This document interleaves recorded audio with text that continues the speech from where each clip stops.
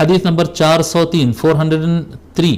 حدثنا محمد بن بشار قال حدثنا عبد الرحمن بن مهدي قال حدثنا سفيان عن أبي الزناد عن الأعرج عن أبي هريرة رضي الله عنه عن النبي صلى الله عليه وآله وسلم قال لا يقسم ورثتي دينارا ولا درهما.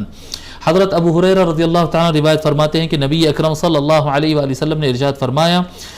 میرے وارث جو ہوں گے وہ میرا کوئی دینار یا درہم تقسیم نہیں کریں گے. یعنی جو پیسہ میں چھوڑ رہا ہوں، جو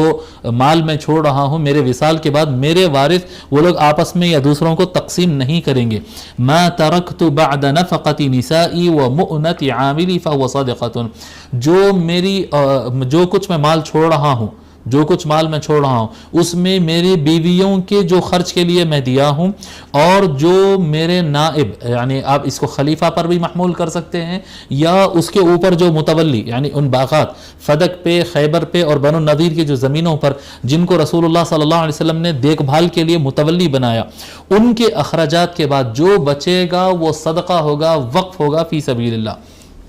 جی، جو میں اپنی بیویوں کے لیے نفقہ رکھا ہوں وہ ان کو ملتا رہے گا، اور جن کو میں متولی بنایا ان کا خرچہ اس میں چلتا رہے گا. اس کے علاوہ جو رہے گا وہ فی سبیل اللہ رہے گا، وہ گورنمنٹ کا پیسہ رہے گا جو پبلک پر خرچ کیا جائے گا.